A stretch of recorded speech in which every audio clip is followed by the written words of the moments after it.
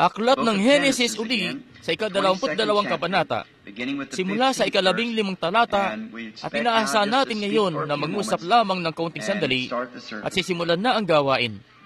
Henesis 22, simula sa ika-15 talata. At tinawag ng anghel ng Panginoon si Abraham na ikalawa mula sa langit, at sinabi, sa aking sarili ay sumumpa ako, anang Panginoon, sapagkat ginawa mo ito, at hindi mo itinanggi sa akin ang iyong anak, ang iyong bugtong na anak, na sa pagpapala ay pagpapalain kita, at sa pagpaparami ay pararamihin ko ang iyong binhi, na gaya ng mga bituin sa langit, at gaya ng mga buhangin na nasa baybayin ng dagat, at kakamtin ng iyong binhi ang mga pintuang bayan ng kanyang kaaway. At pagpapalain sa iyong binhi ang lahat ng bansa sa lupa, sapagkat sinunod mo ang aking tinig. Grabing pangako, dahil sa pagsunod ang bagay na nais ng Diyos. Minsan nga'y sinabi, ang pagsunod ay mas maigi kaysa sa hain.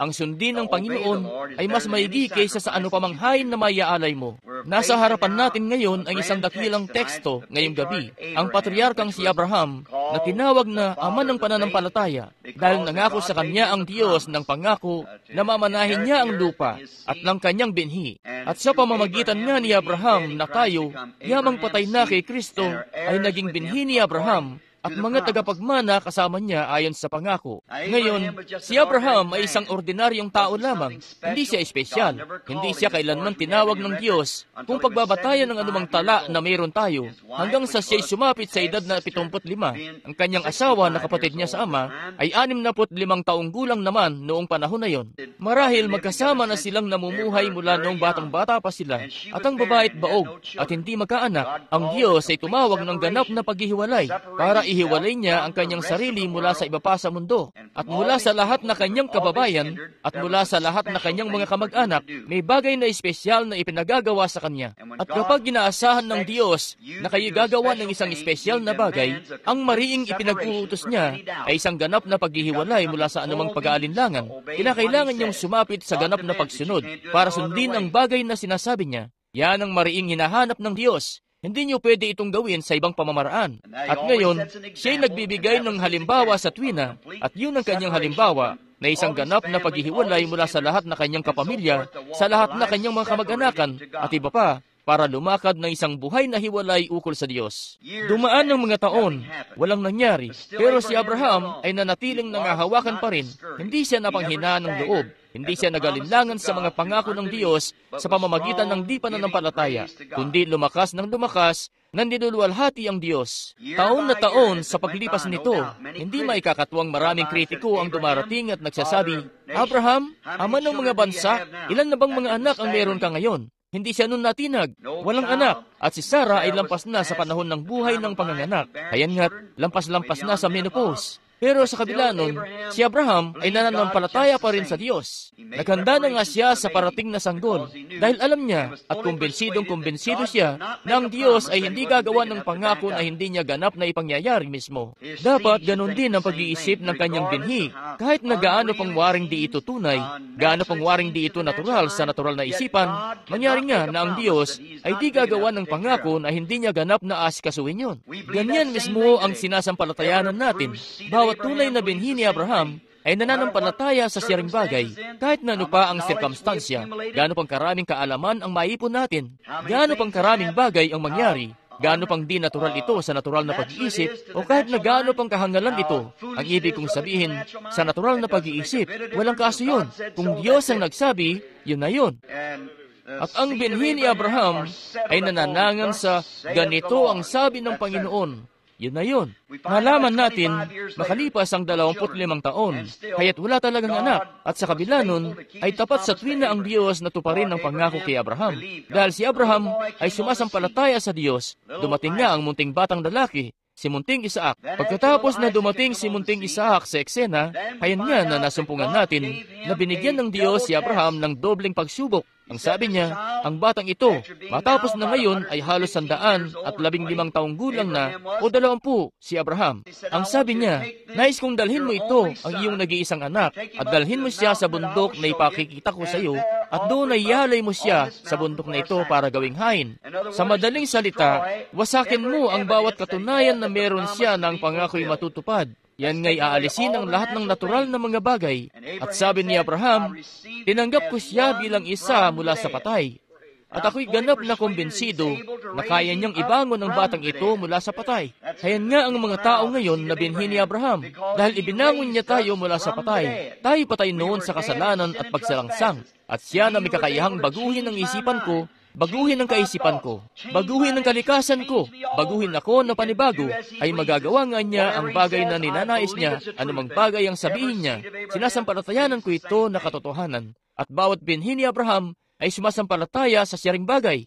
Si Abraham na hindi naging masuwayin sa Diyos ay kinuha ang munting bata. At sa umagang iyon, sinabi sa mga alipin, maghintay kayo rito kasama ang mga mola, at ang bata't ako'y magtutungo roon sa ibayo para sumamba, at siya't ako'y magbabalik. Papaano nga niya yun gagawin? Samantalang tutungo nga siya roon sa ibabaw ng bundok para kitilin ang buhay ng sarili niyang anak. Pero sa kabila nun ay sasabihin niya, ang batang lalaki ako ay magbabalik. Alam niya na may bagay na mangyayari. At hindi nga lang niya alam kung paano yun gagawin ng Diyos. Hindi na niya yun problema. Alam niya na ipinangako yun ng Diyos. Yun lang ang bagay na dapat nating malaman, na ipinangako ito ng Diyos. Kung paano yun mangyayari, hindi ko masasabi sa inyo. Pero Diyos ang nagsabi nito. Ipapadala niya si Jesus Kristo sa ikalawang pagkakataon. Darating siya sa isang pisikal na anyo. Kukunin niya ang kanya. Tapos magkakaroon ng 1,000 taon na paghaharing millennium sa ibabaw ng lupang ito kasama siya, kasama ang mga tinubos. Yun ang bagay na ipinangako niya. At nakatuon tayo sa oras na yon na dumating. Nangako siya na pagagalingin ang may sakit, nabubuhayin ng patay, na palalayasin ang mga dyablo. Nangako siya na gagawin ito. Siya pa rin kahapon, ngayon at magpakailanman. Paano? Hindi ko alam. Basta nangako siya na gagawin ito. Sinasampalatayanan natin ito. Yun na yun. Kapag ang isang tao ay sumasampalataya sa Diyos, sinasampalatayanan niya ang lahat na sinasabi niya. At ganoon ang pagsampalataya ni Abraham sa Diyos.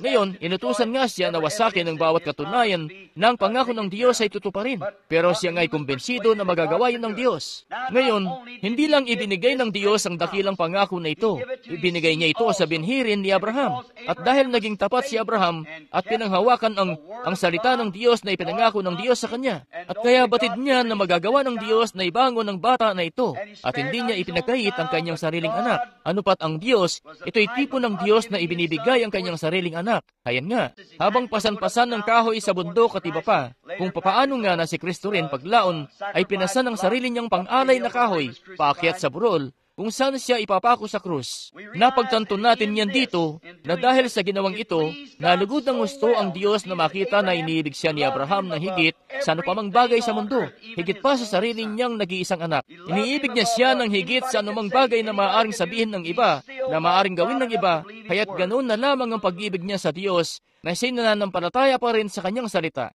Lahat ng binhi ni Abraham ay sumasampalataya sa Diyos ng gaya niyan. Sila'y sumasampalataya sa Diyos. At alam natin na nilulugod nito ng gusto ang Diyos na dito'y ganito ang sinabi niya, kakamtin ng iyong binhi ang mga pintuang bayan ng kaaway nito. Kakamtin ng iyong binhi ang mga pintuang bayan ng kaaway nito. Tandaan nyo, yan nga'y ganito ang sabi ng Panginoon. Sinasampalatayanan yan ng binhi ni Abraham. Kung ikaw ay tunay na binhi ni Abraham, ang pananampalataya na taglay ni Abraham sa Diyos, ito'y nasa inyo. At sinasampalatayanan nyo na kung ano ang sinabi ng Diyos, talagang tinutupad ng Diyos ang kanyang pangako. At sinabi niya ito. Ngayon, alalahanin nyo, binigay lamang niya ang pangakong ito kay Abraham matapos na bigyan niya siya ng isang pagsubok. Ang binhi ni Abraham ay kinakailangan na masubok muna para makita kung tunay ba silang sumasampalataya sa salita. Alalahanin niyo, ang tanging paraan na makakamit niya ang pangako ng Diyos ay dahil sinampalatayanan niya ang pangako ng Diyos at nasubok kung siya ba'y sumasampalataya rito o hindi. Dinadala rin tayo sa pagsubok na yon.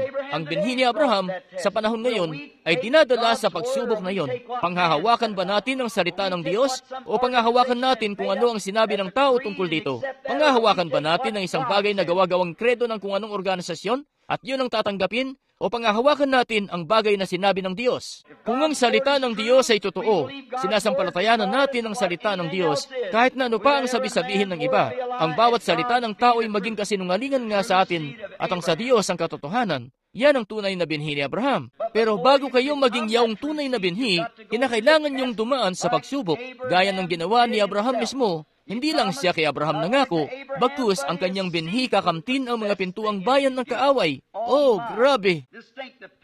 Isipin nyo, ang patriarka ay kumbinsidong-kumbinsido rito nang pagsubok sa kanya ukol sa pangako ng salita ng Diyos ay tama. Kahit na ano pa ang mga sirkumstansya, siya'y nananampalataya pa rin ng salita ay tama. Si Abraham, ang dakilang patriarka, ay di kailanman nagpahapay-hapay sa pananampalataya nung dalhin siya sa panahon na yun ng pagsubok. Nananampalataya siya na ang Diyos ay may kakayahan na ibangon siya mula sa patay.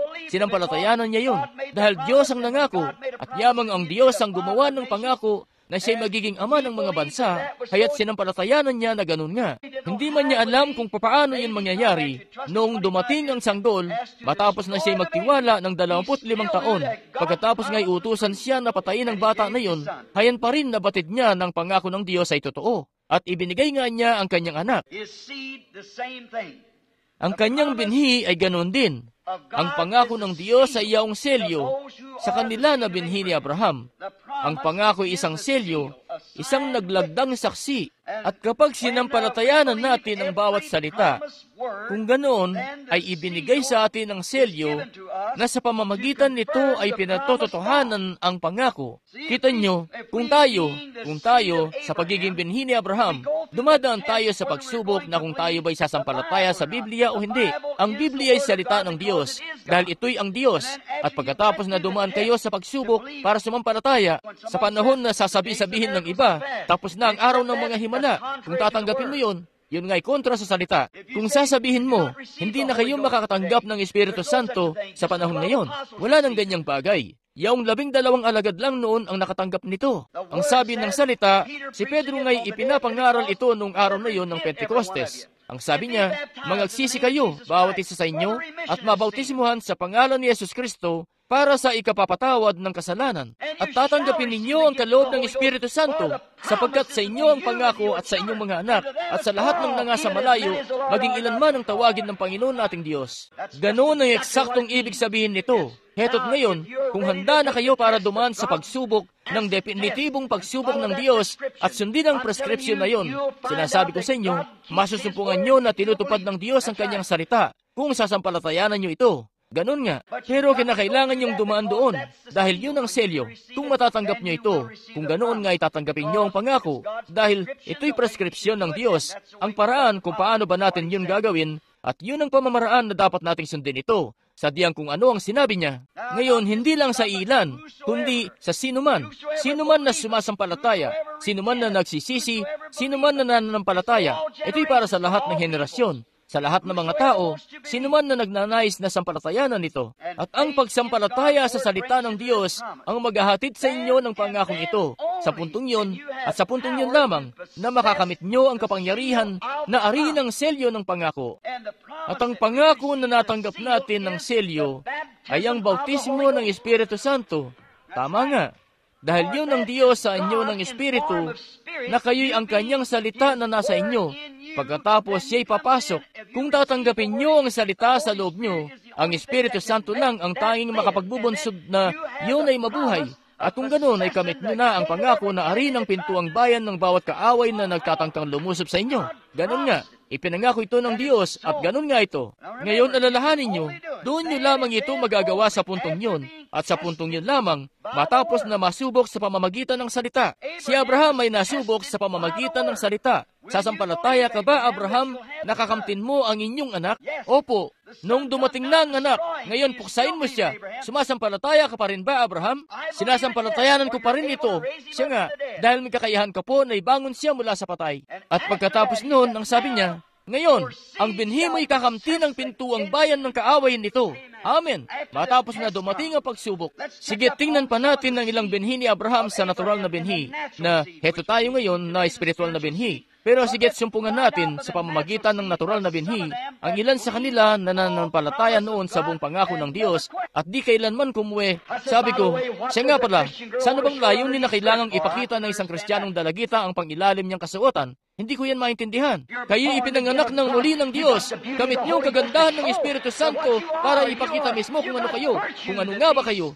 Meron kayong kabanalan na wala itong iskandalosong mga pananamit. Ganon nga. Ang isang tunay na babae ng Diyos na tumitindig na may kabanalan, kayo ay marahil tatawanan at babansagang makaluma, pero meron kayong isang bagay na hindi nila masasaling at naiwaglit pa nga ito at hindi na yun maaari pang makamtan muli. Ganon nga. Meron kayong kabanalan. Yun ang bagay na hinahanap ng Diyos, ang kabanalan, kita nyo? Pero ang unang bagay, kung may duda sa isip nyo, huwag na huwag nyo ngang gagawin yun. Huwag kayong dadako sa pila para sa pananalangin.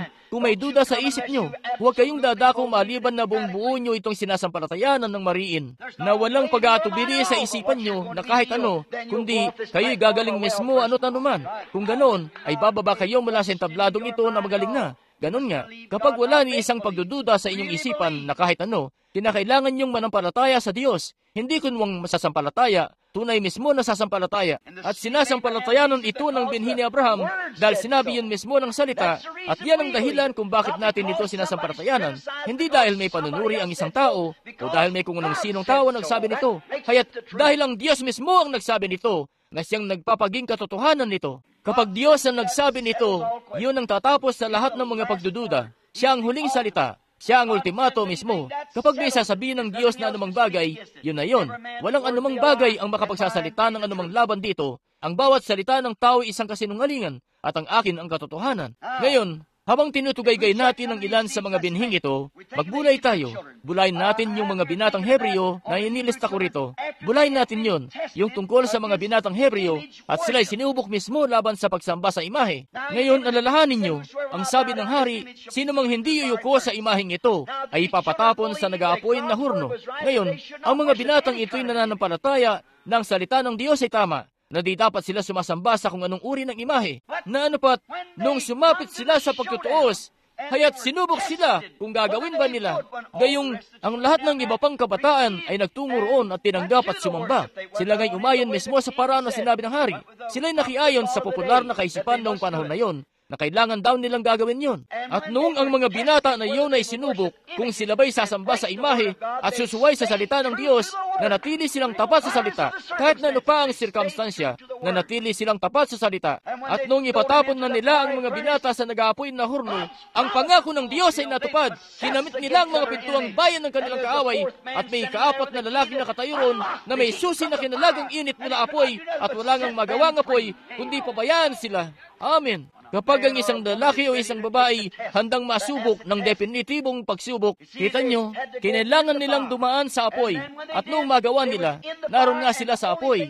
At ang tanging bagay na nangyari, kinalagan nung nag-aapoy na pagsubok na yon, tinanggal ang mga tali sa kanilang mga kamay. Maraming beses, hinahayaan tayo ng Diyos kapag tayo konektado pa sa sanglibutan.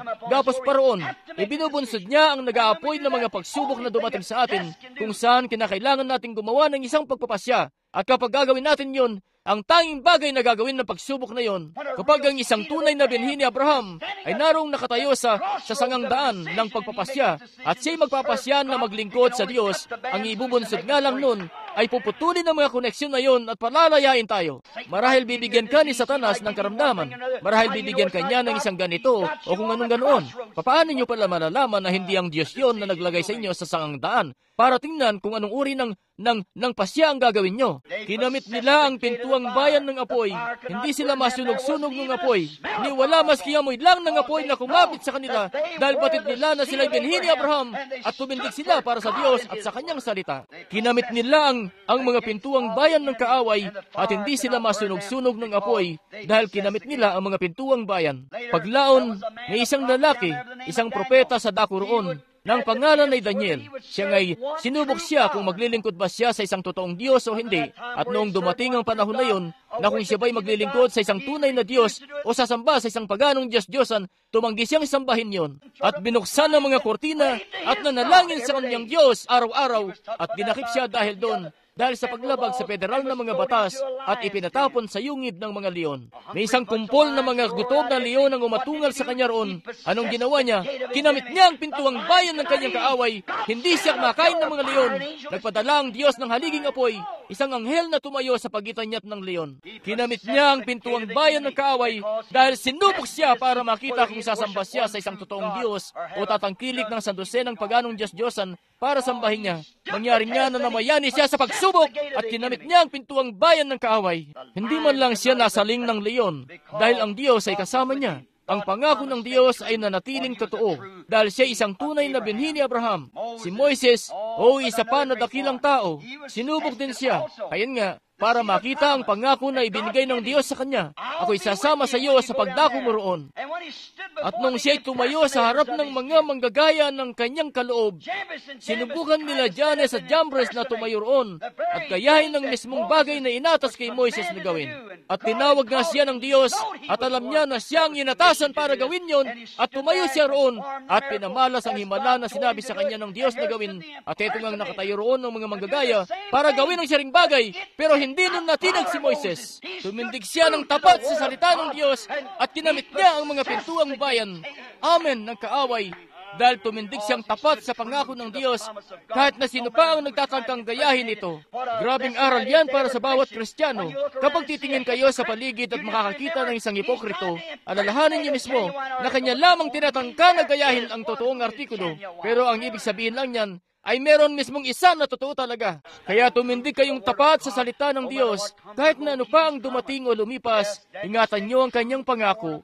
Oo, si Daniel ay nanatiling tapat sa salita ng Diyos. Kahit na gaano pang karami ang nagtatangkang gayahin siya, at lahat na ng kung ano-ano pa, siya'y nanatiling tapat at nagtungo siya roon para sa isang layunin, ang kunin ng Israel palabas ng Ehipto at dalhin sila papasok sa ipinangakong lupain. At nung dumating ang panahon na sila'y patutungo na sa pangakong lupain, palabas ng ito, naroon nga ang Dead Sea sa daanan, at kanyang kinamit ang mga pintuang bayan ng tubig, at ang mga pintuang bayan ay bumukas ng todo, at ang tubig ay umurong, at dinala ni Moises ang Israel papunta sa ilang, sa isang bundok kung saan inatasan siya ng Diyos na dalhin sila. Amen. Kinamit niya ang mga pintuang bayan ng kaaway. Ang kanyang ama si Abraham ay kinamit noon ang pangakong yon ng kanyang tunay na binhi kakamti ng pintuang bayan ng kaaway at ang mga pintuang bayan ng tubig ay nakasara at hindi siya makakadaan. At yun ang daan ukol sa tungkulin. Dapat niyang dalhin ng mga anak na yon sa bundok na yon. Yun ang sinabi sa kanya ng Diyos at doon nga'y nakahambalang ang pintuang bayan sa daanan nila. At kinamit nga niya ang pintuang bayan ng kaaway. Si Josue, paglaon lang ng kaunti, nung makarating sila sa Cades Barnea, naluklukan ng kahatulan sa mundo noong panahon na yon. Doon nga'y kinaharap ng Israel ang kahatulan nito. Nasumpungan natin sina Josue at Caleb at ang 12 iba pa, o 10 iba pa, isa mula sa bawat lipi, ay ipinadala para tiktikan ng lupain na handa na nilang tanggapin. At noong makita nila ang naglalakihang mga higante na nakatayo roon, masamang-masama ang naging pakiramdam ng 10. Sabi nila, hindi natin ito kayang sakupin, masyadong malaki. Naku, tingnan nyo ang makakasagupan natin. Kaya nung bumalik sila para dalhin ang ulat, ang daladala nila ay masamang ulat. Bakit masamang ulat ang dadalhin nila? Kung sinabi na sa kanila ng Diyos, ibinibigay ko sa inyo ang lupain na ito. Ito'y sa inyo. Sinabi na niya sa kanila, nung naroon pa sila sa Ehipto, ibinigay ko na sa inyo ang lupain yon. Yun ay isang magandang lupain. Nag-umapaw ito sa gatas at pulot. Pero nung makita nila na ang makakalaban ay masyadong malalaki, 10 sa kanilang bumalik at nagsabi, di natin kaya. Pero heto si Josue na pinatahimik ang mga tao at nagsabi, tayo higit na may kakayahan na ariin ito. Tayo higit mismo na may kakayahan. Dahil bakit? Nakatingin kasi siya sa pangako. Isa siyang tunay na binhi ni Abraham. Kahit na ano pa ang makakalaban, makakamit natin ang pintuang bayan dahil ipinangako na ng Diyos ang lupain at kinamit niya ang pintuang bayan. Paglaon, nung dalhin niya ang mga anak ni Israel sa may ilog, doon nga'y nakaharang, nung buwan na yon ng Abril, ang isang malaking ilog na umaapaw. Ang Jordan nga'y rumaragasa pababa ng mga bundok at ito'y umaapaw sa buong kapatagan mismo. Mukhang ang pinakamasamang panahon ng taon na siya'y naroon. Pero sa kabila nun, siya'y binhi ni Abraham. Alam niya na may kamit siyang pangako at siya'y nasa linya ng tungkulin. Binigyan siya ng Diyos ng isang pangitain kung paano yan gagawin. At kinamit niya ang mga pintuang bayan ng ilog. Noong bumukas ng todo ang mga pintuang bayan, umatras ang tubig pabalik sa kabundukan. At kinamit ni Josue at ng Israel ang mga pintuang bayan ng kaaway at tumawid patungo sa pinangakong lupain. Dahil sinabi sa kanila ng Diyos na gawin yon. Talagang tunay na binhi ni Abraham. Mga kapatid na lalaki at mga kapatid na babae, Nung makarating siya roon, ang Jericho ay napapadiran ng husto. Napakataas na magagawa nilang magpatakbo ng 3 karwahe sa ibabaw nun. Paano magagawa yun ng mga Israelita gamit ang hiniram na mga napulot lang ng mga tabak at lahat na at mga tungkod at mga bato? Paano sila makakapasok doon? Pero siya ngayon nananatili pa rin binhi ni Abraham. Binigyan siya ng Diyos ng isang pangitain. Sinabi sa kanya kung paanong gagawin doon. Ang sabi, magpatunog ka ng pakakak. Amen. Ganun lang. Sumigaw. Magmarcha patungo sa pader. Ang mga pintuang bayan ay babagsak sa harapan mo. Amen. Siya isang maharlikang binhi ni Abraham. Siya tunay na mananampalataya ng Diyos. Ang pintuang bayan ay babagsak mismo sa harapan mo. Sumigaw lamang at patunugin ang pakakak. Yun lang ang kailangan niyong gawin. At anong nangyari? Bumagsak mismo ang mga pintuang bayan at tinubkob ni Josue ang bayan. Paglaon pa ng kaunti, nasumpungan natin ng kaaway yung matatalon at papatakas. Pagkatapos nun, at mangyari pa nga na pinahinto niya ang araw sa daan ito. Gaya ng ipinangusap ko noong isang araw sa Paradox. Pinahinto niya ang araw hanggang sa kapting niya ang mga pintuang bayan ng kanyang kaaway. Amen. Alam niya na kung ang kaaway na yun ay magsasanib-sanib uli, kaya't nagkalat sila sa sandali na yun, at pababa na ang araw, at ang mga Amoreo at ang mga Amelisita at iba pa ay kalat-kalat sa buong dako. Kung makakapagsalib-sanib uli sila at magsasama-sama, kung gayon ay mahirapan siya na talunin uli. At may isa lamang na pumipigil. Yun ay yung oras. At pinatigil niya ang oras. Amen. Amen. May isang bagay lang na pumipigil sa kanya mula sa pangako. Yun ay yung araw. Ang kalikasan mismo na papatawid at pinahinto niya ang kalikasan. Bakit? Isa siyang binhi ni Abraham. Nanampalataya siya sa pangako ng Diyos. Pinahinto niya siya at tinamit ang mga pintuang bayan. Siya nga po, itong dakilang kalalakihan na ito, lahat sila'y dakilang tao. Pero alam nyo na noong sila, bawat isa sa kanila sa pagsapit nila sa pintuang bayan ng kamatayan, lahat sila'y namatay. Bawat isa sa kanila'y kailangang mamatay. Dahil sila'y dakilang kalalakihan, pinahinto nila ang bibig ng mga leon at tinakasan ng apoy at ang talim ng tabak at iba pa, gaya ng pagkakasaysay sa atin sa Hebreo 11, at kinamit nila ang mga pintuang bayan ng kaaway, lahat mismo liban sa isang kaaway, at yun ay ang kamatayan. Nilamon ng kamatayan ng bawat isa sa kanila. Pagkatapos isang araw, ay dumating ang maharlikang binhi ni Abraham, si Jesus Kristo, ang anak ng Diyos, ang binhi ni Abraham sa pamamagitan ng pananampalataya. Hindi sa pamamagitan ni Isaac na natural na binhi. Ginawa nila ang bahagi nila. Pero heto ang isa na dumating na hindi pinanganak sa natural. Heto ang isa na hindi nanggaling sa sexual na pagnanasa. Heto ang isa na dumating sa pamamagitan ng birheng kapanganakan. Ang anak ng Diyos, ang binhi ni Abraham. Grabing dakilang lalaki ito. Lahat ng mga natural ay ipinanganak sa natural na mga kapanganakan. Itong lalaking ito'y ipinanganak sa isang birhen na kapanganakan. Anong ginawa niya nung dumating siya sa lupa? Pinagtagumpayan niya ang bawat kaaway na inihambalang ni Satanas. Pinagtagumpayan niya ang lahat. Anong ginawa niya? Nagtungo siya roon at pinagtagumpayan ang karamdaman. Hindi nga maaaring naroon ang karamdaman kapag naroon siya. Kung saan naroon ang karamdaman, pinagtatagumpayan niya ito. Anong ginawa niya matapos ng pagtagumpayan niya ito? Ibinigay niya sa atin ng mga susi. Amen na sinasabi, anuman ang talian niya sa lupa, aking tatalian sa langit. Oh, amen. Yun ang maharlikang binhi ni Abraham, kanyang pangako. Ang Espiritu Santo'y nasa atin ngayon. Nakamit ang mga susit, hawak-hawak sa harap ng karamdaman. Pinagtagumpayan niya ang karamdaman. Hindi makatatayo ang karamdaman sa kanyang presensya. At sinabi niya na ibinigay niya sa atin ng mga susi para gawin ang siyaring bagay. Pagtagumpayan ng karamdaman, anumang inyong talian sa lupa ay aking tatalian sa langit. Ganon din sa tukso. Tinukso siya sa bawat paraan gaya natin. Anong ginawa niya? Kanyang pinagtagumpayan ito. At anong sinabi niya sa atin? Salansangin niyo ang diablo at tatakas niya sa inyo. Pinagtagumpayan niya ang karamdaman para sa atin. Pinagtagumpayan niya ang tukso para sa atin. Winasak ang mga pintuang bayan. Kinuha mismo ang susi mula sa manunukso at ibinigay sa mananampalataya ng binhi ni Abraham at nagsabi, kung tutuksihin niya kayo, salansangin niyo siya at siya'y tatakas mula sa inyo. Oh, grabe. Salansangin niyo siya. Pinagtagumpayan niya ang kapwa kamatayan at impyerno.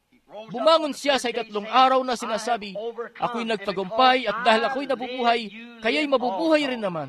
Oh, grabing pangako. Yun ay para sa binhi ni Abraham. Pinagtagumpayan niya ang libingan. Bumangon noong ikatlong araw para sa ating pag-aaring ganap. Nung bumangon siya, siya ang ating pag-aaring ganap. Ano ang ibinunsod nun sa atin? Pinagtagumpayan niya ang karamdaman, pinagtagumpayan niya ang kamatayan, pinagtagumpayan niya ang impyerno, pinagtagumpayan niya ang libingan, pinagtagumpayan niya ang tukso. Oh! Ngayon, tayo higit pa sa mga mapagtagumpay sa pamamagitan niya na umiibig sa atin at inalayan ng kanyang buhay sa pagiging maharlikang binhi ni Abraham, sa pagkakaroon ng siyang Espiritu ng Diyos na nasa atin, na nasa kanya, tayo higit pa sa mga mapagtagumpay. Bawat pintuang bayan ay pinagtagumpayan na para sa atin. Ang tanging bagay na kailangan nating gawin ay arin ito. Ito'y pinagtagumpayan na. Ang karamdaman ay pinagtagumpayan na. Ang kamatayan ay pinagtagumpayan na. Ang impyerno ay pinagtagumpayan na. Ang libingan ay pinagtagumpayan na. Ang lahat ng mga bagay ay pinagtagumpayan na. At hawak-hawak na natin ng mga susi sa pamamagitan ng biyaya niya. Natatakot ba kayo na ipasok ang mga ito sa kandado at sabihin, ako'y pumaparito sa pangalan ni Jesus Kristo. Hingin niyo sama ang anuman sa aking pangalan. Iniibig ko siya. Makalipas ang 2,000 taon. 2,000 taon. At ito pa rin siya na nasa kalagitnaan natin. Ang makapangyarihang mananagumpay na humapak sa tabing na mahati sa dalawa. Na umako sa bawat karamdaman, bawat sakit, lahat-lahat sa kanyang sarili at dinala ang ating mga kahinaan sa krus at ang ating mga karamdaman at ating mga sakit at pinagtagumpayan ng mga ito at bumangon para sa ating pag-aaring ganap at nanatiling buhay matapos ang 2,000 taon para ihayag ang kanyang sarili bilang isang nabubuhay na Jesus Kristo sa gitna ng maharlikang binhi ni Abraham na mga tagapagmana ng lahat ng mga bagay. Oh, grabe! Sila na pagkatapos na dumaan sa pagsubok ay ang ipinangakong salita. Kung makasasampalataya ka sa salita, kung ganoon, kayo binhi rin ni Abraham. Sa ganoon kayo makakadako rito. Kung hindi nyo kayang panghawakan ng pagsubok ukol sa salita, nanupat pinag-aalinlanganan nyo ito, may kaunting hinala kayo rito na hindi nyo halos masampalatayanan ito, may kung anong bagay o ano na hindi nyo ito masampalatayanan. Kung ganoon ay huwag kayong pumarito sa pila para sa pananalangin. Hindi ako magpapalaro-laro rito sa palibot ng altar hanggang sa magkamit kayo ng sapat na biyaya na mabatid ng salita ng Diyos ay totoo. At kapag makawala na kayo sa tabing na yan ng di pagsampalataya, kung ganun nga'y kamit nyo na sa inyong mga kamay ang mga susi ng kamatayan, impyerno at ng libingan, dahil meron na kayong isang mananagumpay na nagtagumpay para sa inyo. Pagkatapos nga'y nariyan sa inyo ang mga Hebreo 13:8 na sinasabi sa atin, si Jesus Kristo ay isa rin kahapon, ngayon at magpakailanman. Paano natin magagawa yun? Sinasabi ng mga tao sa panahon ngayon, oh, Beno, sinasabi ko naman sa iyo, siya nga, sa isang paraan lang, ganun nga siya. Pareho pa rin siya. Sinasabi ng Biblia. Oh, pero hindi na niya ginagawa sa panahon ngayon ang gaya ng ginagawa niya noon. Makikita natin ngayon, kapag nakita natin ang kanyang salita na pinatotohanan, anong ginagawa nito? Ibinabalik nito ito sa kandungan nila uli. Amen! Sinasampalatayanan ito ng binhi ni Abraham. Kilala nila ito. At siya'y narito ngayong gabi kung paanong kinatagpo niya si Abraham doon nung panahon ni Lot at ipinamalas ang himala na yon, gaya ng ginawa niya sa pagsasabi kay Sarah kung anong sinabi nito sa likod niya. Ipinangako ni Jesus ang maharlikang binhi ni Abraham na makikita ng iglesia ang saring bagay bago ang kanyang pagdating. Ano yon? Kinakailangan itong maganap. Ipinangako ito ng Diyos. Kinumpirma ito ni Jesus Kristo at sinabi na magiging ganoon nga ito. At heto tayo ngayon, makalipas ang 2,000 taon, nakikita siya sa kalagitnaan natin na nananatili pa rin na makapangyarihang mananagumpay. Pinagtagumpayan niya ang kamatayan, impyerno, libingan, lahat ng pamahiin. Kinuha ang salita, kanya, siya nga. Ang sabi niya, kung kayo'y nananatili sa akin at ang aking mga salita'y nasa inyo, hingin niyo ang anumang nais niyo at ito'y ipagkakaloob sa inyo. Ano yon? Ang salita, si Kristo na nariyan sa puso inyo. Kung kayo'y nananatili sa akin, ang aking mga salita'y nananatili sa inyo. Kung ganoon ay napagtagumpayan nyo na ang lahat ng mga bagay dahil pinagtagumpayan ko na ito para sa inyo. Kung nananatili kayo sa akin, kung nauunawaan nyo ako, kung makakapanatili kayo sa akin, ang nananampalataya sa akin na tinanggap ako, hindi kunwang pananampalataya, kundi makatatanggap mismo. Ang dumirinig ng aking mga salita, nauunawaan ng aking mga salita, at sumasampalataya sa kanya na nagsugo sa akin, ay may buhay na walang hanggan. At hindi mapapasok sa pagtukso o sa paghatol, bagkus ay lumipat na mula kamatayan patungong buhay.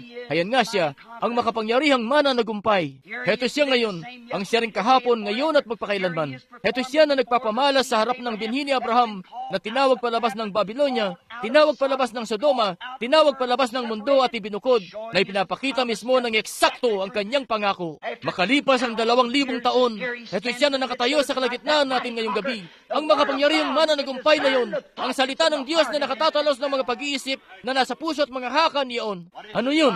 Ang iyong binhi kakamti ng mga pintuang bayan ng kaaway nito. Ano yun? Yon ang binhi ni Abraham, ang maharlikang binhi na sinasampalatayanan ng salita. At ang salita ay Diyos. Ngayon, kapag nakikita na natin ito, tayo nga'y makahihiyaw kasama nila, gaya ng Makata ng sinaunang panahon. Sa pagkabuhay, ako'y inibig niya. Sa pagkamatay, ako'y iniligtas niya. Sa pagkalibing, kanyang dinala sa malayong dako yaring pagkakasala. Sa pagbangon, nagawa nga niyang ako'y aring ganap ng walang bayad kailanman. Balang araw, siya nga ay darating. O araw na walang kasing ningning. May magsasabi, tumatanda ka na iho, hindi ko yan mapipigilan. Sa buhay ko mula nung munting batang paslit ako, ang tanging tagumpay na nakamit ko ay ang makita ang pagparito ni Jesus Kristo. Ibinigay ko ang buhay ko para sa layunin na yan.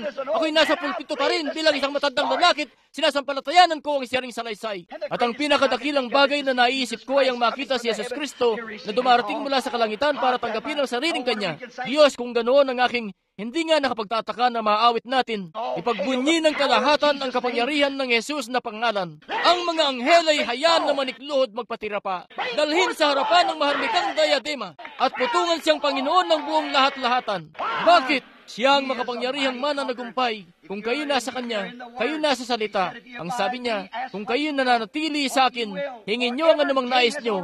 Anumang nais niyo, dalhin ang bawat pinto ang bayan ay napanagumpayan na. Pagkatapos ay masasabi natin, dahil ang bawat pangako sa aklat ay akin, bawat kabanata, bawat talata at linya, ako'y nagtitiwala sa kanyang makalangit na salita.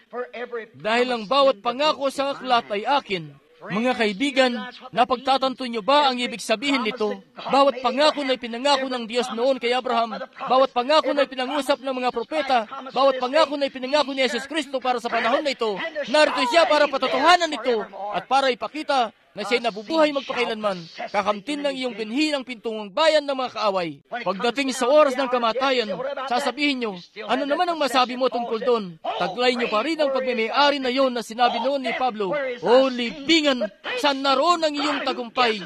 O kamatayan, saan naroon ang iyong tibo?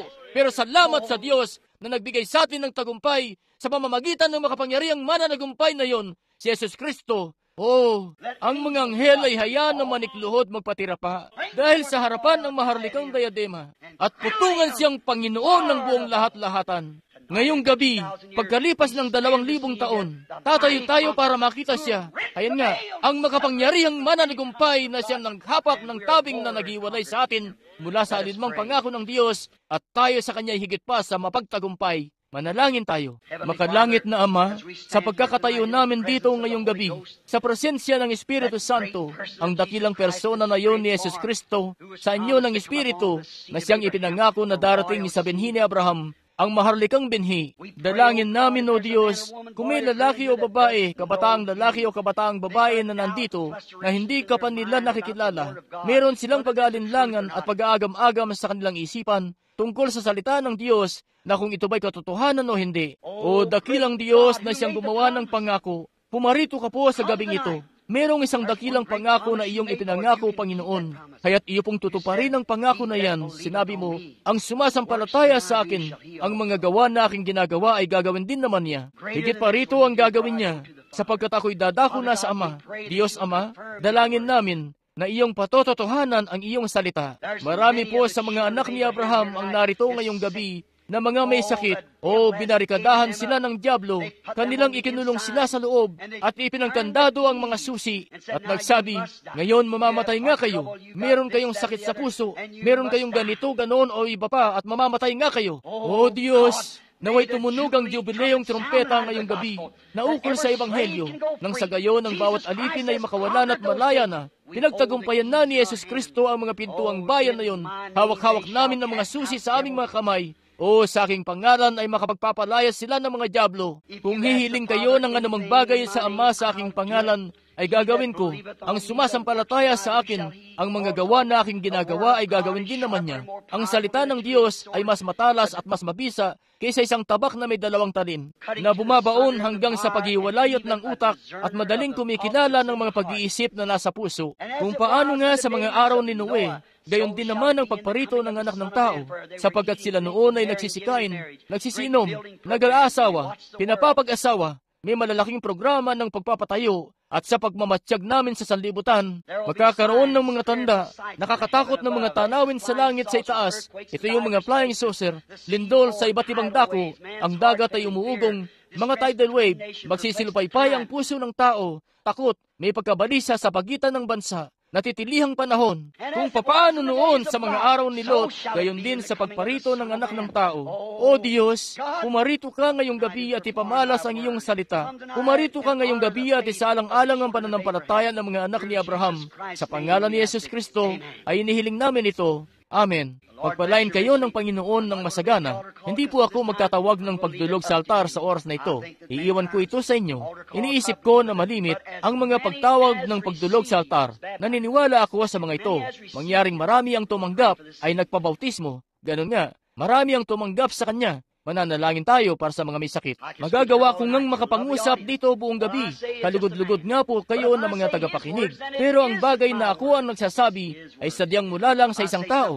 Pero kung ang sinasabi ko ay kanyang mga salita, kung ganoon, hindi na ito mga salita ko. Ito'y kanyang mga salita na. Kung may sinasabi akong isang bagay at hindi yon sinusuportahan ng Diyos, kung ganoon, sariling salita ko lang yon. Kung ang sinasabi ko ay ang kanyang salita at sinusuportahan niya ito, sinong makasalanang lalaki o babae, kabataang lalaki o kabataang babae, ang lalakad na lang palayo at sasabihin na hindi raw ito ang salita ng Diyos? Si Jesus ang sabi noong gawin niya ang mga bagay na ito, ang sabi nila, ang lalaking ito ay isang manghuhula ng kapalaran, isa siyang dyablo. Isang manghuhula raw ng kapalaran.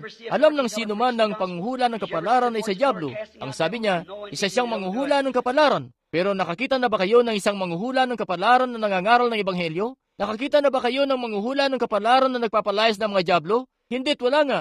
Hindi nila yun ginagawa. Ang sabi niya, ngayon, ako na anak ng tao ay patatawarin kayo rito. Subalit kapag dumating na ang Espiritu Santo, ang pagsasalita laban dito ay hindi patatawarin sa sanlibutan ito o sa sanlibutan man na parating. Dahil pagtawag yun sa gawa ng Diyos na maruming Espiritu. Ang Diyos ay mahabag sa atin sa gabing ito. At dalangin ko na ang Diyos ay bababat patototohanan ng salitang ito sa harap nyo. Kapatid na lalaki, kapatid na babae, ito ang kaluluwa ko. Kakatagpuin at kakatagpuin ko ang Diyos.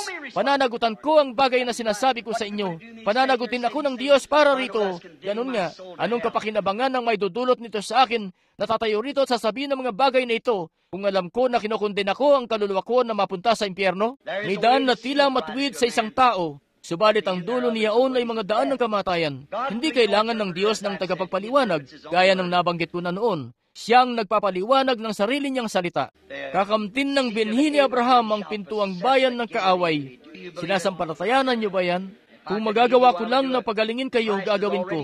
Pinagaling na kayo ni Kristo. Ang tanging bagay, may susi ka sa iyong kamay. Ang susing niyan ay ang pananampalataya niyo. Para panghawakan ito, alisin niyo ito sa pagkakakandado ngayong gabi. Magagawa niyo ba? Habang siya'y pumaparito sa kalagitnaan natin, ang makapangyarihang mananagumpay na yon na pinagtagumpayan ng bawat sakit at pumarito at ipapakita sa inyo na ginawa na niya ito dahil siya'y nananatili pa rin na salita.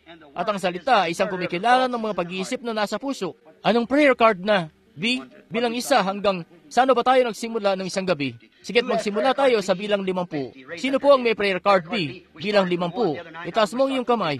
Prayer card B. Nagsimula tayo sa bilang isa noong isang gabi. Ngayon magsisimula naman tayo sa bilang 50 ngayong gabi. Sino ang may B? B. Bilang 50. Itaas mo ang kamay mo. Prayer card B.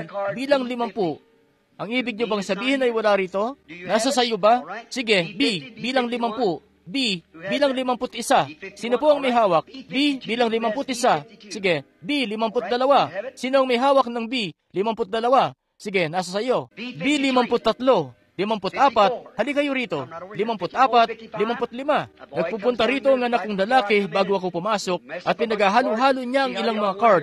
Di ba't makikita nyo, may isa na galing dito at yung isa ay doon naman? Hindi nila yan tukoy. Marahil lalapit kayo sa hanay na ito rito at makukuha nyo ang bilang na isa. Yung kasunod naman ay makukuha ang bilang 10. Yung isa ay bilang 25 naman. Hindi natin tukoy kung saan ba, pero kung saan nga naroon ang mga ito. Ngayon, ilan na ang natawag natin?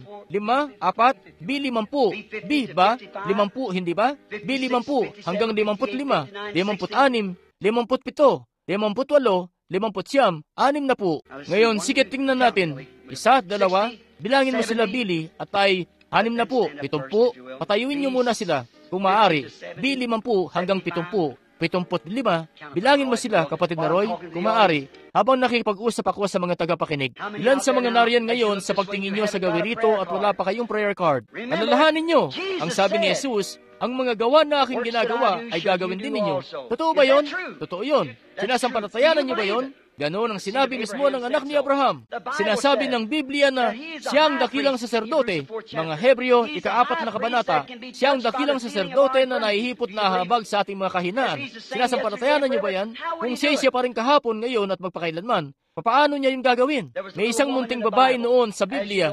Sigit habang nakatuon kayo sa sinasabi ko, may isang munting babae sa Biblia, marahil wala siyang prayer card, pero sinabi niya sa puso niya, kung mahihipo ko lang ang lalaking ito, sinasampalatayanan ko siya. Nagugol na niya ang lahat na meron siya para sa pampapadok sa mga doktor. Hindi nila siya matulungan. Masyadong malala ang kaso niya. Hindi nila siya kayang tulungan. Pero ang babae ngayon nanampalataya na tutulungan siya ng Diyos at hinipon niya ang kanyang laylayan ng kanyang damit. At ang sabi niya, natalos ko na may bisa na umalis mula sa akin. Tama ba? Nananampalataya ba kayo na siya pa rin ngayong gabi?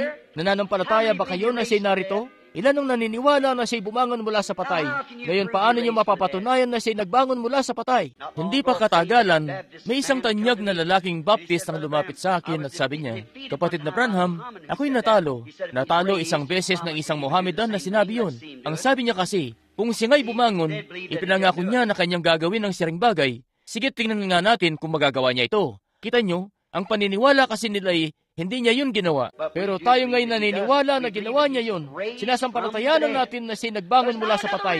Wala nang ibang relihiyon sa mundo na makapagpapatunay ng kanilang tagapagtatagay na bubuhay, maliban sa Kristyanismo. At ang tanging paraan na mapapatotohanan nito ng Diyos ay sa pamamagitan nila na sumasampalataya rito.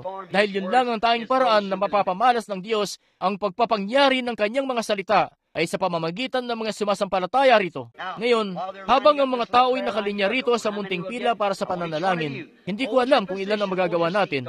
Nais kong ang bawat isa sa inyo na pumirmi lang sa kinilalagyan nyo, pumirmi sa upuan nyo, huwag kayong lumakad-lakad, tumingin kayo sa gawirito at manalangin. Sabihin nyo, Panginoong Yesus, ako'y nananampalataya. Tandaan nyo, sinabi niya sa akin, kung maibubunsod mo ang mga tao na maniwala sa iyo, at pagkatapos ay maging sincero sa tuwing ikaw ay mananalangin. Yan nga sa buong bansang ito mismo, parot parito, ng 15 taon na. Wala ni isang beses na ito'y nabigo, hindi ito mabibigo. Ang Diyos, ang isang bagay na hindi magagawa ng Diyos, ay ang mabigo. Kinakailangan niyang tuparin ang kanyang salita. Sinasampalatayanan ko yan. Sinasampalatayanan ko yan kung paano nga na ako, kaysa sa naniniwala ako na nakatayo ako rito. Kaysa sa naniniwala ako na narito ako sa loob ng gusali. Maaari kasing isang mirahe lang ito. Maaring panaginip lang ito.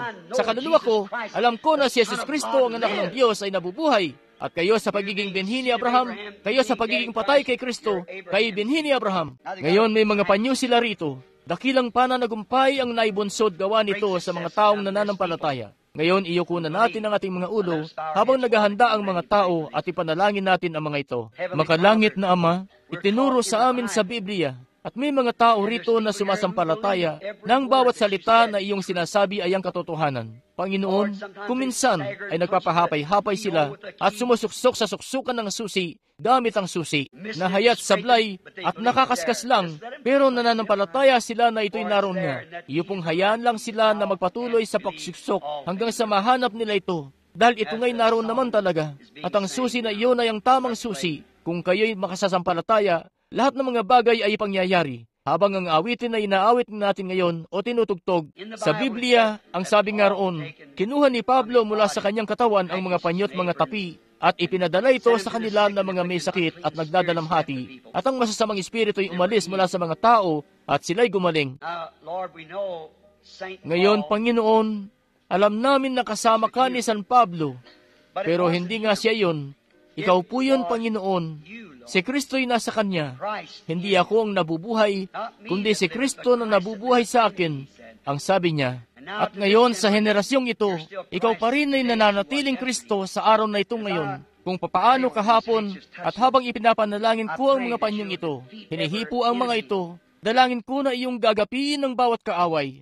Iyo pong pagkalooban sila ng pananampalataya para mapag-unawa nila na ang bawat kaaway ay tinalo na. At isang beses, ang dagat na pula, gaya ng kapapangusap lang namin, ay humambalang sa Israel mula sa pangako at sila'y nasa linya ng tungkulin. At ang sabi ng isang manunulat, kaya't tumingin ang Diyos pababa na may nagngangalit na mga mata sa pamamagitan ng haliging apoy. At natakot ang dagat at binuksan ang mga pintuan nito at sila'y tumawid. Ikaw po'y tumingin pababa ngayong gabi sa pamamagitan ng dugo ni Yesus Kristo.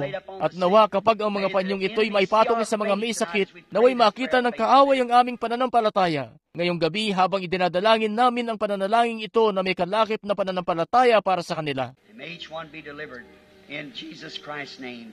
Amen. At nawa ang bawat isa'y mapalaya sa pangalan ni Yesus Kristo. Amen. Ngayon, nais kong ibigay niyo ang buo niyong atensyon. Sino man po ang namamahala sa mic dito, siguro'y lakasan mo lang. Dahil kung gagawin ito ng Espiritu Santo, hindi ko sinasabi na gagawin niya. Ngayon, kung may sino man napupunta rito at sasabihin sa inyo na may kapangyarihan sila para pagalingin ang may sakit, huwag niyong paniwalaan ito. Ang buong kapangyarihan ay na kay Kristo. Siya ang mananagumpay. Hindi kayo at ako. Tinatanggap lamang natin ang bagay na ginawa na niya. Walang sino mang tao ang may kapangyarihan para magligtas o magpagaling. Bawat tao sa mundo, ang halagay na bayaran na, ang hinihiling ay nabayaran na. Papaano? Siya'y nasugatan dahil sa ating mga pagsalangsang. Sa kanyang mga latay ay tayo pinagaling na. Ang inyong kagalingan ay binayaran na. Ang inyong kaligtasan ay binayaran na. May taglay ba kayong pananampalataya para lumapit para tanggapin ito? Ganun lang. Kung kayo'y binhi ni Abraham, taglay nyo nga. Ipinangako ito ng Diyos.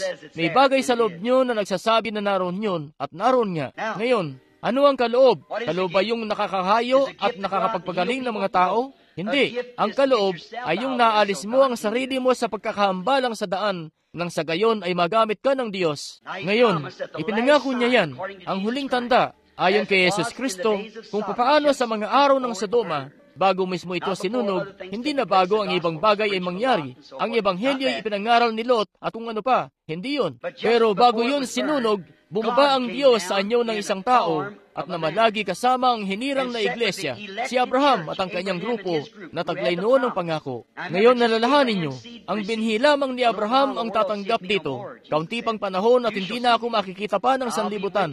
Ang sabi ni Jesus, makikita ninyo ako, sapagkat ako'y sasama sa inyo hanggang sa wakas ng mundo. Ano pat nangako siya na bago siya bumalik muli kung papaano noon sa Sodoma. Tingnan niyo kung ano na ang nangyayari noon sa Sodoma. Tingnan niyo kung ano ang nangyayari sa hinirang na iglesia. Sabi, ganoon din sa pagparito ng anak ng tao. Nahayag ang Diyos sa inyo ng tao na noong nakatalikod siya sa tolda, ay sinaysay kung ano ang ginawa ni Sarah sa loob ng tolda.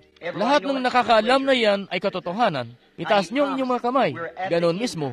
Ngayon, ipinangako niya ito. Narito na tayo sa wakas ng panahon. Ngayon, alalahanin niyo, yun ang huling bagay noon na nangyari.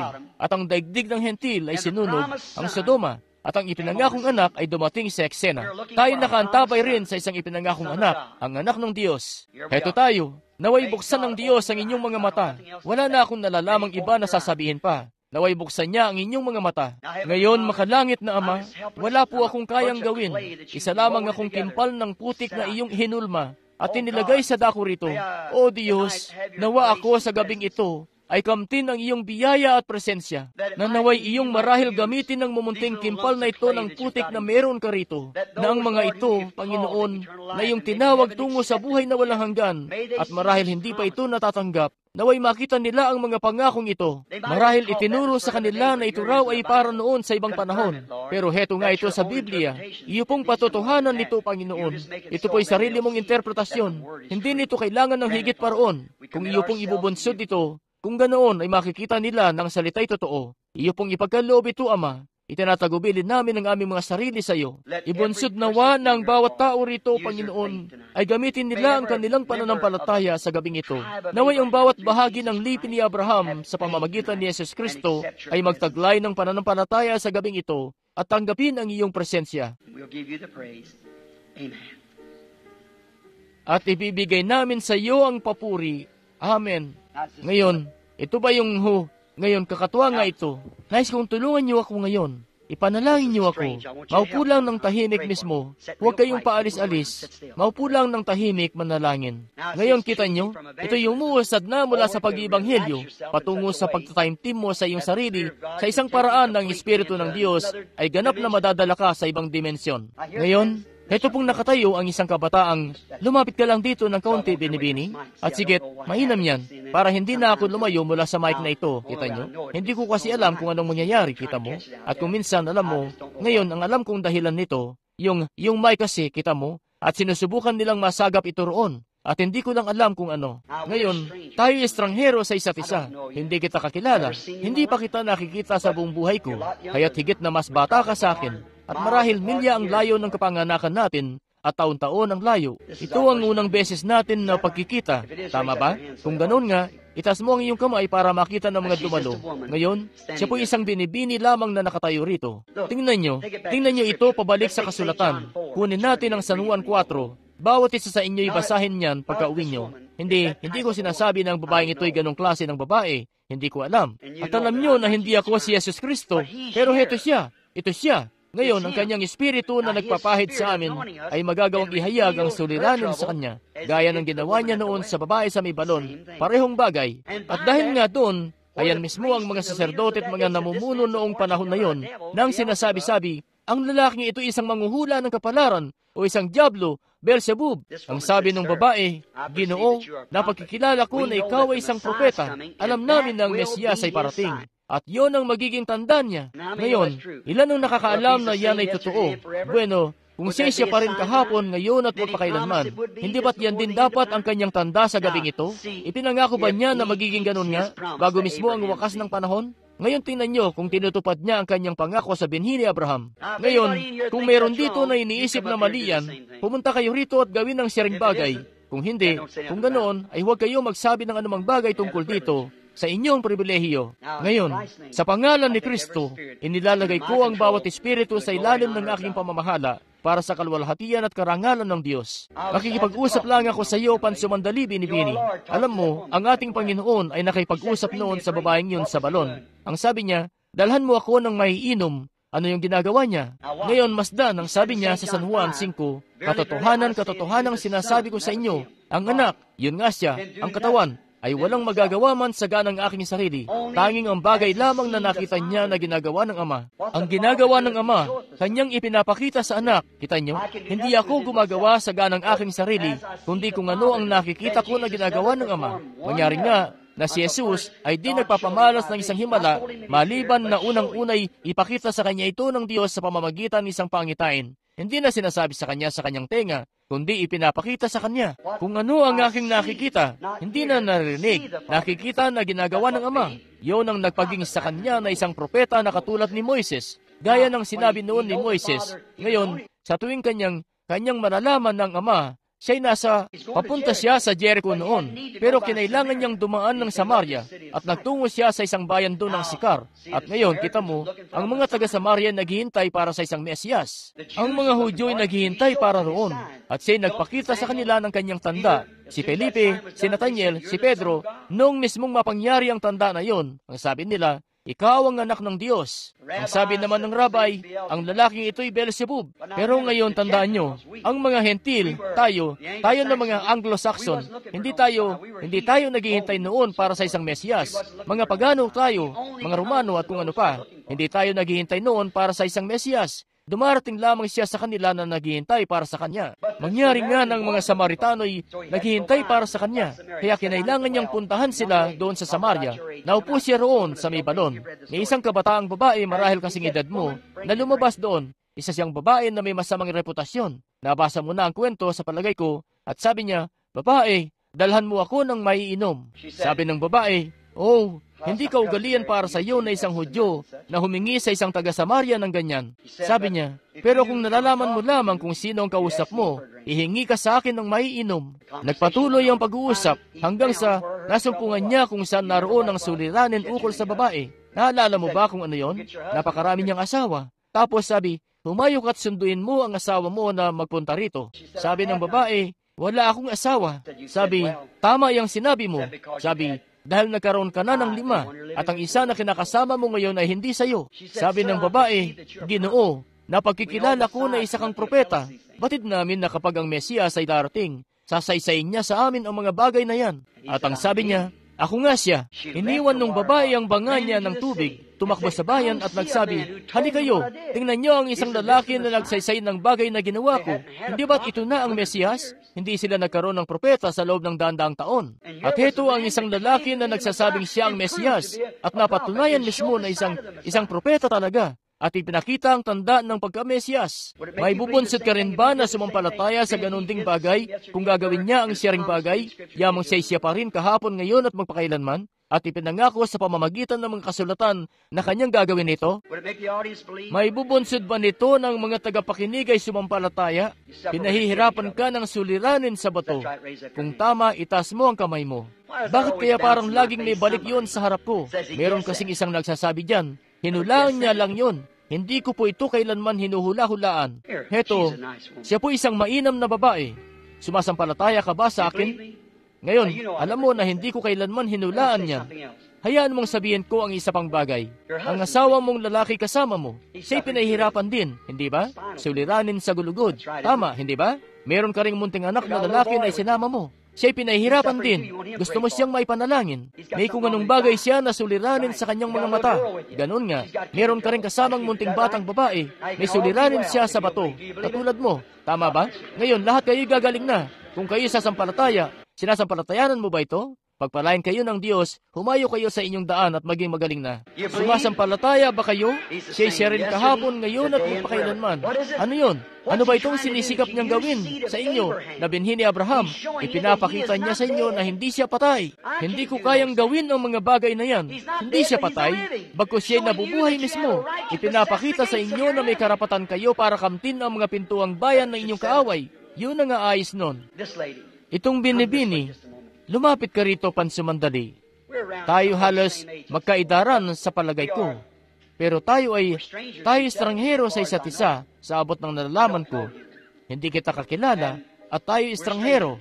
Wala akong nalalaman na anuman tungkol sa iyo. Kung tama, itaas mo ang kamay mo. Kita mo, may nagbigay nga sa iyo ng prayer card at eto ka. Sige, ngayon, kung ang Panginoong Yesus, kung ako marahil, sabihin natin na ako'y humahalili kunwari sa lugar ni kapatid na Oral Roberts o kung sinong iba na kilalang lalaki ng pananampalataya, sasabihin ko, Ginang, ano ba ang sakit mo? Sasabihin mo, bueno, may ganito at ganoon ako. Ngayon, marahil hindi siya tama. Kita mo? Di ko alam. Kita mo? Pero siya, maaari mong sabihin sa kanya kung anong sakit mo. Tapos magpapatong siya ng mga kamay sa iyo, sasabihin, isinugo ako ng Diyos para manalangin para sa mga may sakit. Sinasampalatayanan mo ba yan? Oo, luwalhati ng Diyos. Humayo ko na't sampalatayanan mo ito. Ayos lang yan. Ayos lang naman yan. Ipinangako yan ng Diyos. Pero kita nyo, tayo nabubuhay ng kaunting mas mataas pa kaysa sa panahon na yan. Ipinangako ni Jesus kung papaano sa mga araw ng Sodoma, ang mga gawang ginagawa ko ay gagawin din naman ninyo. Ngayon, kung masasabi sa akin ng Diyos kung anong pinagdaanan mo, alam mo kung yan ba'y tama o mali. Masasabi niya sa iyo kung anong ipangyayari sa iyo. At kung tama yun, ito nga'y magiging tama rin. Kung masasabi niya sa iyo, ano tanuman, di ko alam. Pero kung sasabihin niya sa akin kung ano ang suliranin sa iyo, kayo ba'y sasampalataya rin, mga tagapakinig? Kailangan ko nang huminto rito. Yung isang beses na yun, yung tao na nandito kanina, yun nga'y kumpirmasyon na mismo. Isang beses yung ginawa ni Jesus, hindi na niya ginawa ng isang beses uli. Lahat sa Sikar ay sumampalataya rito. Pinaniwalaan ang patotoo ng babae. Noong nagtungo siya roon, sinaysay sa kanila at siya pa nga'y isang babae na masamang reputasyon. Ito pong isang Kristiyano ang bumaba kanina lang sa entablado sa harap ng lahat mismo. Amen. Pero yamang huli na kaysa sa inaakala natin. Naway ituloy-tuloy ng Panginoon na patunayan ng kanyang sarili, ang dakila't makapangyarihang mananagumpay na ang binhi ni Abraham. Pero tulad kay Abraham, ginawa niya ito para kay Abraham ng isang beses. Pagkatapos ay winasak yun at ginawa muli. Patuloy na nanampalataya si Abraham sa Diyos. Hindi ka naparito para sa sarili mo. Pumarito ka para sa ibang tao. At isang binibini ito, kapatid na babae mo. At ang binibini ay nakakanlungan ng kamatayan. At pinahirapan siya ng diabetes. At hindi siya taga rito. Siya'y galing sa Siya ay taga Louisiana na isang Latian na lugar. Yung heto pa ang isang bagay para malaman ng mga tagapakinig, may anak kang babae na grabe ang karamdaman na nagpaplano na makadalo sa pagtitipon na ito. At siya may epilepsy. Totoo yan. Totoo yan. Tama ba? Sumasampalataya ka na ba ngayon? Kung binhi ka ni Abraham, tatanggapin mo ito at humayo ka at gumaling ka sa pangalan ni Yesus Kristo. Sumasampalataya ka ba? Tunay. Alalahanin niyo, ito'y pangako niya. Sinabi niya na kanyang gagawin ito. Tinutupad nga niya ang kanyang pangako. Kumusta ka? Tayo estranghero sa isa't isa. Hindi kita kakilala. Pero nakikilala ka ng Diyos. Naniniwala ka na kung maihahayag sa akin ng Diyos ang suliranin sa iyo, ay hayan nga't alam mong nanggagaling ito sigurado sa kung anong espiritual na kapangyarihan. Ngayon, dalawang bagay lang ang pwedeng panggalingan nito na maiisip nyo. Kapag ito'y ipangyari, ito'y lampas sa kayang ipaliwanag dahil isa itong fenomena. At hayan din na isa itong paradox, isang bagay na, bueno, ito'y hindi maarok ng katwiran. Pero totoo, ito'y maituturing na paradox. At ngayong alam mo na ito, kung ito ba'y totoo o hindi, batid mo mismo kung ang sinaysay niya sa iyo ay katotohanan. Ngayon nalalahanin mo, hindi kita kilala. Kaya ito'y sigurado mismo na kung sino maliban sa akin, kung ika'y kagaya ng mga pariseo, kaya't sasabihin, o isa yung masamang espiritu. Kung ganoon ay yun ang ganting matatanggap mo. Kung sumasampalataya ka na ito'y si Kristo, matatanggap mo ang kanyang gantimpala. Ang dahilan kung bakit nasasampalatayanan mo ito ay dahil ipinangako niya ito para sa araw na ito. At walang ganoon mula sa panahon na yun hanggang sa panahon na ito. Yun ang nagpapaging huling panahon nito. May taon na madalas na nagpapakita sa harap mo sa tuwina. Isang lalaki na ubani ng buhok. Ang asawa mo ito na nakaupo riyan. Sinisikap niyang matanggap ang kanyang kagalingan. Hayan siya na nilulukuban ng isang kanser. May tumor, kanser. May suliranin ka sa bato, suliranin sa pantog. Kayo si Ginoong at Ginang Little. Tama ba? Sumampalataya kayo ng buong puso niyo at gumaling. Nasasabi mo ang kanilang pangalan? Aba, siyempre po. Hindi ba't sinabi ni Jesus kay Pedro, ang pangalan mo ay Simon, anak ka ni Jonas? Heto ang isang lalaki. Tayo estranghero sa isa't isa, Ginoo. Hindi kita kakilala. Pero isa kang lalaki. Kagaya ni Pedro na lumapit noon sa Panginoong Jesus, ay heto tayo na magkasama. Naniniwala ka ba na ako'y kanyang lingkod? Sinasampalatayanan mo ba ng sinasabi ko'y katotohanan? Kung makasasampalataya ka, ako, kung may bagay lang akong magagawa para sa iyo, gagawin ko. Pero wala nga akong magagawa. Nagawa niya ito. Isang bagay lang ito para ibunsod ka na sampalatayanan ito. At kita mo, hindi nga ako ito. Dahil kung ako ito, akin nang ginawa ang lahat ng magagawa ko para sa iyo. Pero pinagkalooban niya ako ng isang kaloob at nilulubay ko lang ang aking sarili sa harap niya. At siya ang nagsasalita. Sinasampalatayanan mo ba yan? Sinasampalatayanan niyo ba yan, mga tagapakinig? Nais kong makasumpong ng lalaki. Napakaraming bagay na diferensya sa iyo. Pero isa sa mga yan, may bukol ka sa kanan mong mata. Yan ang pangunahin mong problema. Heto pa ang isa, may isang babae na lumilitaw-litaw rito. Ang may bahay mo ito. Nananampalataya ka ba na kayang sabihin sa akin ng Diyos kung anong suliranin sa iyong may bahay rito? Ang suliranin niya ay sa kanyang bibig, ang ngipin niya.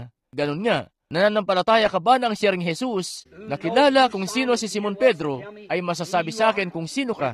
Ay bubunsod ba nito na sumampalataya ka ng lubos? May bubunsod? Oscar Barnes. Tama ba? Sige't makakauwi ka na, gumaling ka na. Estranghero sa iyo, hindi kita kakilala, pero nakikilala ka ng Diyos.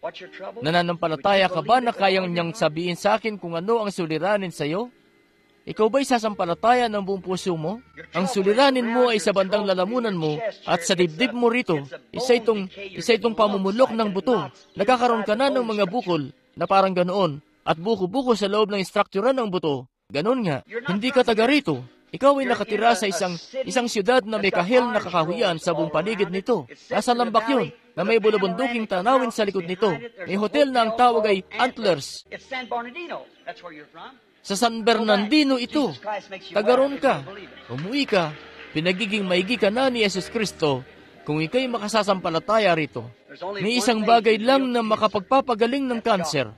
Yun ay ang Diyos. Nananampalataya ka ba na pagagalingin ka niya? Sampalatayanan mo. Umuwi ka at naway pagalingin kang lubos ng Panginoong Diyos. Nito lang, ikaw nga'y bukod, lubos na ninenervyos, talagang nababalisa. Dahil sa pagka-nervyos na ito, yung tiyan mo'y nagkaroon ng masamang kalagayan. Hindi mo matunaw ang pagkain mo. Sinusuka mo. Talagang umaakyat ang asido sa bibig mo. Kapag bandang dulo na ng hapon, napapagod ka't lahat na. Nagka-peptic ulcer ka sa tiyan mo. Nananampalataya ka ba na si Jesus Kristo yan na sinasaysay ito sa iyo? Humayo ka na't kumain ng hapunan mo kung ganoon. Manampalataya ka ng buong puso mo. Pinaiigi ka na ni Jesus Kristo. Kumusta ka? Napakarami kang diferensya. Pero isa sa mga bagay na ikinatatakot mo ay malulumpo ka dahil sa arthritis. Pero sumasampalataya ka ba na pagagalingin ka ng Diyos? Paigihin ang lagay mo mula rito? Panginoong Yesus, dalangin ko na iyong ipagkakaloob sa aking kapatid na babae ito. Iyo pong ipagkaloob sa kanya ang kanyang paningin. Iyo pong alisin ang suliraning pambabae mula sa kanya at paigihin ang arthritis sa pangalan ni Jesus. Amen. Humayo ka na ngayon na sumasampalataya. Kanyang gagawin ito at ito'y magiging maayos na. Huwag kang magalinlangan. Magpatuloy ka lang sa paglalakad at manampalataya ka ng buong puso mo. Kalunos-lunos na bagay ang sakit sa puso, pero pinagagaling ni Kristo ang puso. Sinasampalatayanan mo ba yan? Humayo ka, sampalatayanan nito, at ito'y matatapos ding lahat. Tapos na ito. Naniniwala ka ba na malulumpo ka? Hindi, sa palagay ko nga rin hindi. Ayan nga, sa hinuha ko, arthritis, yung anino na yan dyan, o kanser yan. Nananampalataya ka ba na pagagalingin niya ito? Humayo ka, sampalatayanan nito, pagagalingin ka niya. Ginagambala ka nito ng matagal-tagal na rin, ng baranayan sa puso. Pero sumasampalataya ka ba na ito'y matatapos na sa gabing ito? Humayo ka, sampalatayanan nito, pinaiigi ka na ng Jesus Kristo. Ginagambala ka nito ng suliraning pambabae ng mahaba-haba na rin. At heto nga, ikaw nahihirapan kang bumangon sa umaga. Naninigas ang mga biyas mo. Hindi ka halos makalakad hanggang mag-umaga. Matagal-tagal na. Arthritis ito. Umuwi ka na hindi nag-aalinlangan. Mawawala na ito sa iyo. Sumampalataya ka lamang ng buong puso mo. Napakarami mong kung ano-ano, mga komplikasyon. Pero ang isang bagay na gumugulo sa iyo ng husto, inaalala mo nga ang arthritis na ito nga ito, na nilulumpo ka. Sumasampalataya ka ba na maibubunsod niya na makalakad ka at maging maigi na? Humayo ka na nananampalataya ng buong puso mo. Paigihin ka ni Jesus Kristo. Ninenervyos na puso at arthritis. Pero nananampalataya ka ba na kaya kang pagalingin ng Diyos? Nananampalataya ka ba? Humayo ka at naway pagalingin ka ng Panginoong Yesus. Pinahihirapan kang lubos ng tiyan na yan nitong huling ilang taon, hindi ba? Hindi na ngayon. Humayo ka, sampalatayanan mo ito. Pagpalain ka ng Diyos, gumaling ka. Ikaw rin, ang tiyan mo'y pinagaling na. Humayo ka na nananampalataya ng buong puso nyo. Huwag kayong magalinlangan. Nahihirapan kang huminga, yung matinding hika na yan, ay talagang pineperwisyo ka ng gusto, hindi ba? Nananampalataya ka ba na matatapos na ito ngayon? Sige, humayo ka at sampalatayanan ito. Amen. Hallelujah. Do you believe with all your heart? Hallelujah. Nananampalataya ka ba ng buong puso? Just a moment. Sandali lang po. Don't you see that Hindi light nyo ba there? nakikita ang liwanag na yan Little dyan? colored lady. May munting itim na ginang na nakatingin sa akin. She's Nakaupo got a riyan. growth in her May left bukol siya side. sa kaliwang tagiliran. May suliranin siya sa bato. Mga komplikasyon. May higit kang pananampalataya. Hindi mo kailangang lumapit pa rito. Tapos na ito. Manampalataya ka lamang. Amen. Manampalataya ka lang sa Diyos. You believe that?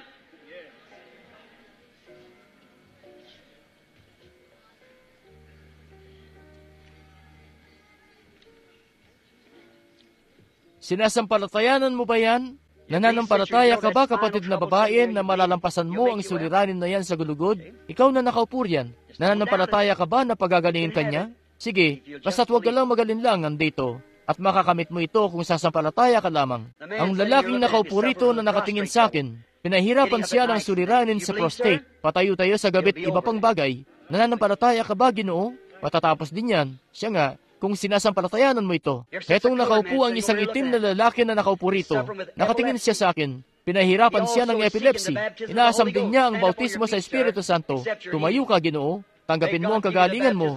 Naway ipagkaloob sa iyo ng Diyos ang bautismo ng Espiritu Santo. Amen. Nakaupo sa tapat mo lang, may isang bata na nakaupo riyan, na may epilepsy rin, para bang inaatake siya ng pagkahimatay, na nakaupo riyan, diyan sa kabilang gilid. Nananampalataya ka ba na pagagalingin ng Diyos ang bata riyan? Nananampalataya ka ba ng buong puso mo? Kung ganoon, pagagalingin ng Diyos ang bata. Do you believe every one of you? Nananampalataya ba kayo? Bawat isa sa inyo. Isn't he Hindi ba't siya'y tunay mismo na maharlikang binhi ni Abraham? Hindi ba't siya ang makapangyarihang mananagumpay? Ipinangako ba niya na makakamit niyo ang mga pintuang bayan ng kaaway? Ilan sa inyo ang tali, ramdam ang panggigipit ng kaaway? Itaas niyo ang inyong mga kamay na mga nararamdaman ng panggigipit ng kaaway at kayo'y binhi ni Abraham. Itaas niyo ang mga kamay niyo ng pagganito. Sabihin niyo, kapatid na Branham, tinutuliriw ako ng pagkanerbiyos. O nasa 80% sa inyo ang may ganoon. Ayan nga, sadya pong nagiging maulap, ang buong madla po'y nagiging parang isang malakit makapal na ulap na para bang binubulag ako diyan sa dako kung nasaan kayo. Hindi nyo ba nakikita na dito'y may 20 o 30 marahil na mga kaso o higit pa nga dito mismo sa entabladong ito at diyan sa mga nakikinig ng Diyos ay hindi nabibigo? Si Jesus Kristo ito na siya rin kahapon, ngayon at magpakailanman. Sinasampalatayanan niyo ba yan? Kung ganoon, bakit hindi na ang bawat binhi ni Abraham, bakit hindi niyo kunin ang susi ngayon? Ang dakilang mananagumpay na pinagtagumpayan ito para sa inyo ay narito. Napatunayan niya na siya narito. Sinasampalatayanan niyo ba siya? Kung ganoon, ay gamitin niyo ang susi ng pananampalataya. Iunat niyo ang inyong mga kamay at sabihin, Jesus Kristo, nananampalataya ako para sa aking kagalingan. Ngayon mismo, tumayo kayo, itaas niyo ang inyong mga kamay, alisin niyo ang pagkakakandado sa inyong pananampalataya ngayon. Nananampalataya ako, Panginoong Yesus. Nananampalataya ako mismo ngayon. Ngayon, ipatong niyo ang inyong mga kamay sa isa't isa. Iunat niyo ang inyong mga kamay sa isa't isa sa kalapit na binhi ni Abraham. Ngayon, ipanalangin niyo ang taong yan. Ipatong niyo ang inyong mga kamay sa kanila. Ang sabi ni Jesus, ang mga tandang ito ilalakip sa kanila ng mga nagsisampalataya. Kung ipapatong nila ang kanilang mga kamay sa mga may sakit, ang mga ito ay gagaling. Satanas, talunan ka na sa labanang ito. Sa pangalan ni Jesus Kristo, lumabas ka riyan at palayain ng mga taong ito para sa kalwalhatian ng Diyos.